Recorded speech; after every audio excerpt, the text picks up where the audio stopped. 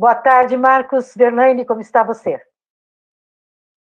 Boa tarde, Gils. Tudo tranquilo por aqui. O Marcos, né, como nós já sabemos aqui, é o assessor parlamentar do DIAP, e nesse momento ele está cobrindo a CPI, que está apurando a gestão do governo federal frente à pandemia. Quais são as suas análises até o momento, Marcos? Gils, agora, na próxima quinta-feira, a CPI completa um mês de funcionamento. E aí, algumas coisas importantes já foram descobertas e outras desvendadas, né? Tá. Antes era uma especulação da imprensa, Sim. A imprensa havia divulgado que o governo havia recusado a proposta de venda de imunizantes pela Pfizer de entre 30 e 70 milhões de imunizantes. O ano passado, em agosto do ano passado, que o governo simplesmente negligenciou. Sim. Com as investigações e com o envio de documentos do governo federal para a CPI, na verdade, foi desvendado que o governo recusou apenas uma proposta de venda de imunizantes. Foram 11 propostas. E todos os colaboradores ou ex-colaboradores do governo que compareceram até agora à CPI mentiram. O ministro Marcelo Queiroga mentiu quando se pergunta, por exemplo, na oitiva dele, semana passada ou retrasada, agora eu não me recordo, acho que semana retrasada. Ele mentiu, dizendo que toda vez que fazia alguma pergunta para ele, assim, qual é a sua opinião sobre o fato de que o presidente da República colide com as orientações do Ministério da Saúde sobre a sua gestão. Por exemplo, o Ministério da Saúde orienta a população a usar álcool em gel, manter distanciamento, usar máscara, e o Bolsonaro faz manifestações com muita gente, né? Com muita gente, sem máscara, sem álcool em gel, sem nenhuma dessas orientações básicas, sem seguir nenhuma dessas orientações básicas da OMS e do próprio Ministério da Saúde. Aí ele disse que não pode fazer juízo de valor diante desse fato. Quer dizer, não tem nada a ver, uma coisa com a outra, não se trata de juízo de valor.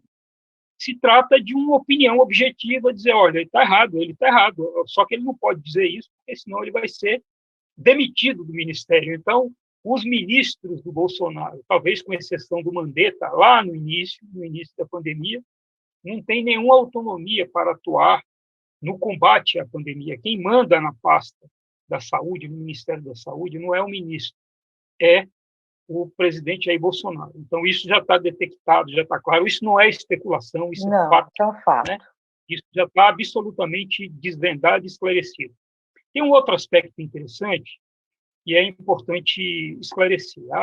O inquérito não tem o objetivo, vamos dizer assim, de emparedar o governo, de criar constrangimentos para o governo. A própria realização do inquérito já é um constrangimento para o governo, já demonstra o enfraquecimento do governo. Se o governo não tivesse enfraquecido, não ia haver CPI. Né? Não ia haver CPI. Então, a própria realização da CPI já demonstra o enfraquecimento do governo. E à medida que a CPI avança, o governo Bolsonaro vai se desmantelando, vai se desorganizando, porque já é um governo desorganizado, sem orientação, é um governo sem condições de governar, sem gerir. Né? Já era assim, a pandemia apenas agravou. Agravou. Isso, né? Marcos, deixa eu te fazer Deixa eu só te fazer desculpe, deixa eu fazer um questionamento para você, que é o que a população quer saber. É um inquérito penal, a CPI, ela pode levar à prisão de alguém? Qual é o objetivo final? Que consequências ela pode trazer? Ou seja, ela tem um poder de polícia ou é só uma questão de correção, ética, enfim? De fato, qual pode ser a última consequência da CPI? A CPI, seja na Câmara ou no Senado, tem o poder de investigar, nesse caso, os atos do governo federal na gestão ou na não gestão, na omissão do governo federal no combate à pandemia. Então, ela vai investigar, tem um inquérito, o inquérito é exatamente isso, a investigação da gestão governamental em relação à pandemia. Ela vai apurar um conjunto de fatos probatórios que a CPI vai desvendando. Ao final, esses fatos apurados, conjunto de fatos apurados, podem ser enviados ao Ministério Público Federal para que o Ministério Público Federal possa abrir processos contra pessoas do governo, né? Não contra o presidente da República, porque isso só pode acontecer se o Supremo liberar isso, e a partir também de um encaminhamento do Congresso Nacional. Então, a CPI tem poder de polícia, por exemplo, todos os investigados são obrigados a dizer a verdade. Se ficar detectado que o investigado, que a pessoa que está depondo na CPI, estiver mentindo, os membros da CPI podem dar voz de prisão. Então, a pessoa vai presa, né? E, claro, a pessoa vai constituir advogado para depois ser liberta da prisão. Então, por exemplo, houve um pedido de prisão ao Van Garten, que é o ex-secretário de comunicação do governo federal, pedido pelo Renan. Só que não houve uma combinação, não houve uma discussão sobre isso, né? Sim. Então, acho que foi uma precipitação do Renan, quando o Van Garten estava depondo, que ele estava mentindo. Os únicos que, até o presente momento, não mentiram na oitiva foi o presidente da Anvisa, o Barra Torres, Sim. e o ex-ministro da Saúde, o Luiz Henrique Mandetta. Todos os demais mentiram. O Pazuello foi um show de mentiras, né? O ministro da Saúde, Marcelo Queiroga, quando era feita uma pergunta que podia colidir com as orientações políticas do presidente da República, como, por exemplo, os procedimentos para evitar a pandemia, de combate à pandemia, os procedimentos mais básicos, usar álcool em gel, máscara, manter o distanciamento social. Aí, quando perguntava, olha, o Ministério orienta isso, e o presidente faz o contrário, qual a sua opinião sobre isso? Aí ele podia dar uma resposta objetiva, claro, e objetivo diz assim, o presidente está errado, o comportamento dele colide com a orientação do Ministério, só que ele não dizia isso, olha, eu não posso fazer juízo de valor sobre isso, não tem nada a ver, né? Então, a pandemia, a CPI, o objetivo da CPI não é derrubar o governo, mas é óbvio que, à medida que a CPI vai avançando, vai expondo as mazelas criadas pelo governo federal no combate à pandemia. O governo negligenciou a compra de imunizantes, desacreditou o vírus, criou uma batalha ideológica em torno da vacinação, disse que o vírus era chinês, que não ia comprar os imunizantes produzidos pela China. Então, criou um conjunto de problemas que produziram esse caos que hoje a gente está vivendo, né? Já são mais de 450 mil óbitos, isso uma profunda crise originada por tudo isso, pela pandemia. Já havia um alto índice de desemprego, a pandemia agravou o desemprego, agravou a crise na saúde, agravou a crise no setor sanitário, agravou a crise no setor aéreo, agravou a crise na economia. Então, isso é o que a gente pode chamar, Gilce, de sindemia, quer dizer, um problema vai ocasionando outros vários problemas relacionados. Isso é muito comum com pessoas que usam drogas, né? Como a pessoa que usa droga, que é viciada em droga, tem o organismo enfraquecido, então outras doenças vão surgindo e vão agravando a situação de saúde desse usuário.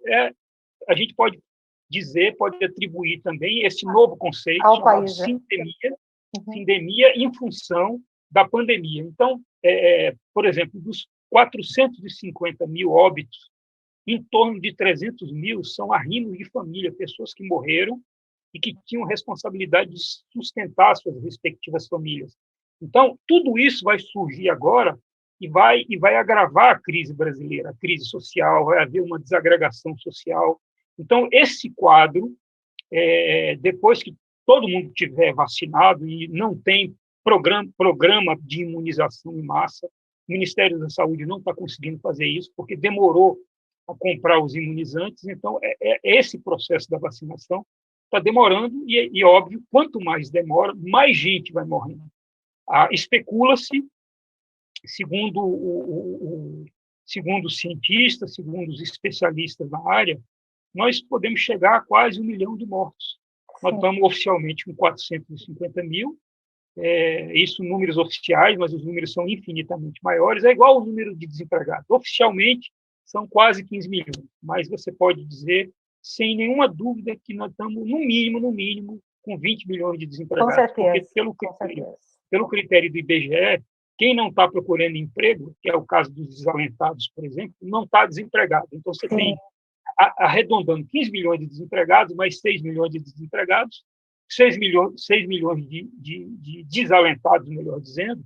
Então, isso dá um total de 21 milhões de brasileiros em situação de desemprego. Então, veja que quadro social extremamente difícil e que se agrava na medida em que o governo brasileiro não consegue fazer um planejamento para imunização da grande maioria dos brasileiros para que a vida possa voltar ao normal. Marcos, que consequências efetivas a CPI da pandemia traz ao governo Bolsonaro? Gilce, eu acho que minha avaliação é que o governo Bolsonaro não está tranquilo, o presidente não está tranquilo. Por quê? Essas atitudes do Bolsonaro de promover aglomeração, de fazer manifestação política, com claro conteúdo eleitoral, essa que teve agora no domingo no Rio de Janeiro, foi exatamente isso.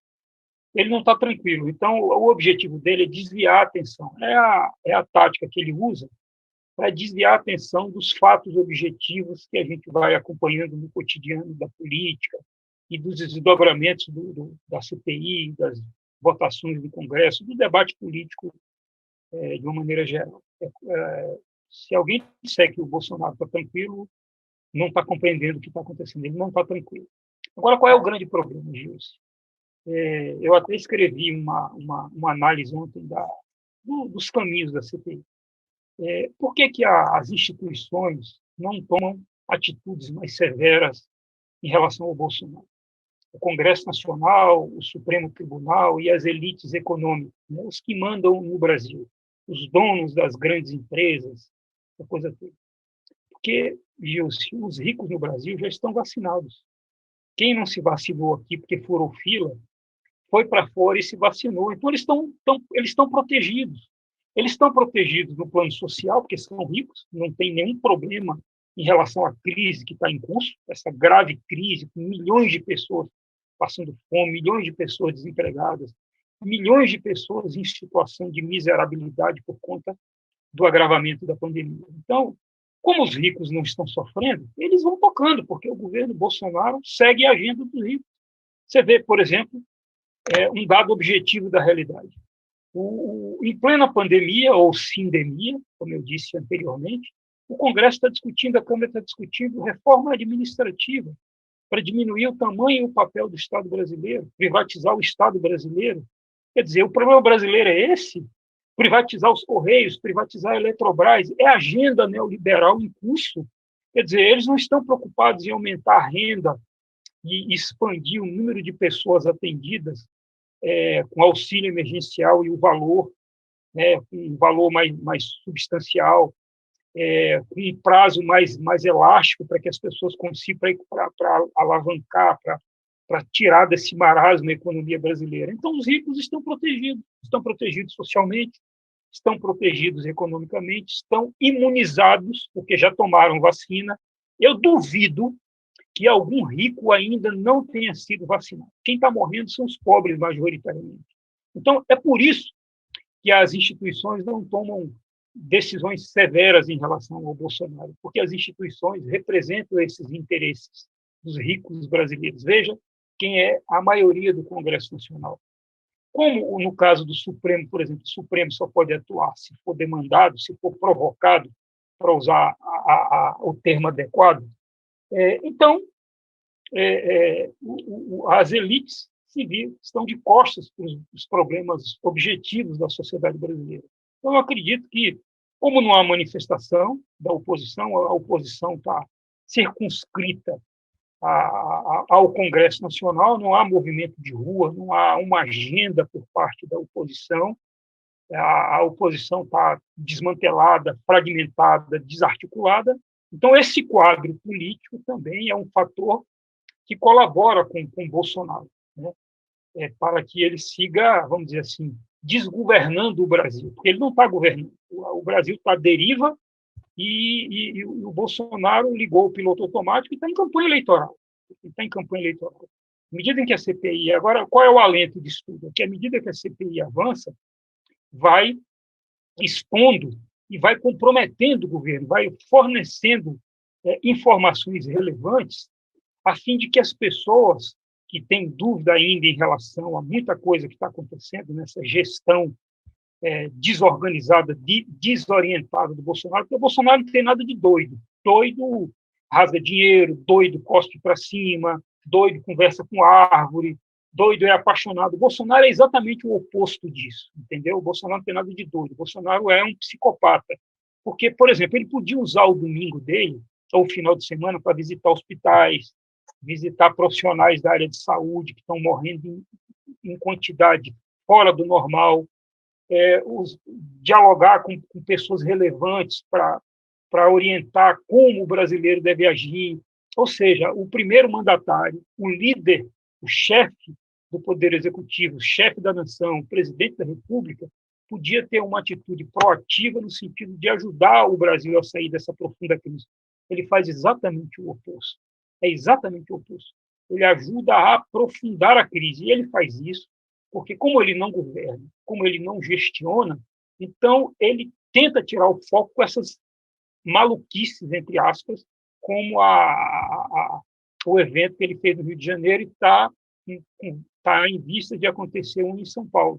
Então, essa é a esquizofrenia que o Brasil está vivendo. Então, nós precisamos compreender isso, porque a partir dessa análise correta do problema é que a gente pode tirar conclusões adequadas para o que está acontecendo com o país. Com certeza. Marcos, mais um show, como sempre, sensacional a sua análise. Nós vamos terminando por aqui, porque você já disse tudo e disse de uma forma muito clara e muito precisa. Eu fico aguardando o nosso próximo encontro, tá? Mais para frente, né? Tá certo? A gente precisa muito dessas análises aqui lúcidas, precisamos, tá? Um abraço para você. Vou correr aqui para... Corre, vai lá para a CPI, vai cobrir para poder trazer informações para nós. Um grande abraço, um grande abraço.